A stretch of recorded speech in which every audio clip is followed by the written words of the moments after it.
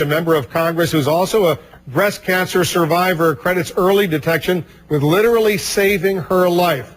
Florida Congresswoman Debbie Wasserman Schultz, Democrat, strongly opposes these new recommendations. She's here in the Situation Room. Congresswoman, thanks very much for coming in. When you saw this report and read it, I assume you were shocked that women in their 40s no longer should routinely get an annual mammogram or even do these self-exams. These are very disturbing recommendations. As someone who found my own breast cancer through a breast self-exam and had a mammogram, and knowing that there are tens of thousands of women from 40 to 49 years old in this country that are diagnosed with breast cancer every year, and that it's often diagnosed at a later stage and is more aggressive, to say that women in that 10-year age gap should not get mammograms is just totally inappropriate. And you were how old when you... I was 41. Well, you were 41, so you would have fit in this category. Yes. They do say that women who have a history of breast cancer in their family should get these mammograms. Did you have a history of breast cancer in your family? I didn't have a history of breast cancer in my family. I had two great aunts. It turned out that ultimately I was diagnosed as having the breast cancer gene mutation, but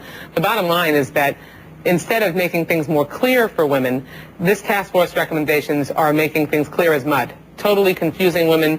The American Cancer Society, the Susan G. Komen Foundation, all the major cancer organizations continue to recommend and disagree with these findings that women older than 40 should have a routine mammogram every year, and that will save lives.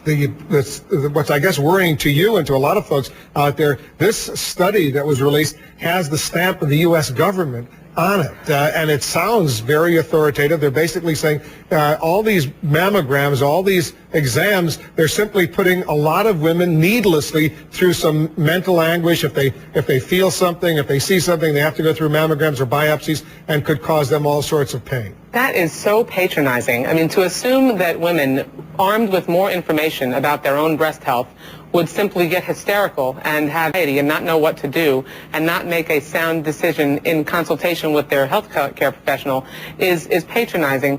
We need to make sure that women get more information, not less, and make sure that women are screened, because we know that early detection and screening saves lives. We've actually had a drop since women have gotten screenings and mammograms older than 40, drop in the death rate of women, and we know that's directly because of the early detection. Now, there's some concern out there in connection with the current health care bill, in connection with health care insurance in general. If the U.S. government puts out a recommendation like this and says, you know what, women in their 40s don't need mammograms, which can be expensive, health insurance companies are going to say, we're not paying for any more mammograms, so forget about it. How worried are you about that? Well, it's important to note this is not the U.S. government's recommendation. The Department of Health and Human Services has not endorsed these recommendations.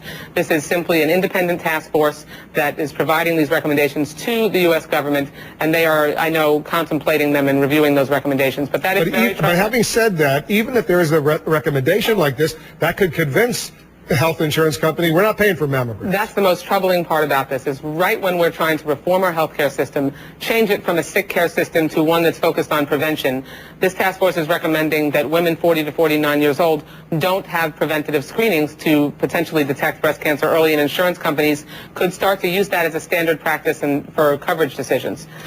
Especially because health insurance companies are what's driving... How's your legislation moving forward? Because you have specific legislation that you hope can fix this. And the EARLY Act, which is my legislation that would help educate young women about the importance of focusing on their breast health, if these recommendations go forward, all the more reason why we are going to need to educate individual women, because then they're going to need to be armed as individuals with all the information they need to know whether they're going to need to get a mammogram or not. But I'm hopeful that these recommendations will just be put aside where they belong. We'll see if they will or they won't. Debbie Wasserman Schultz, Congresswoman, thanks for coming in. Thanks, Wolf.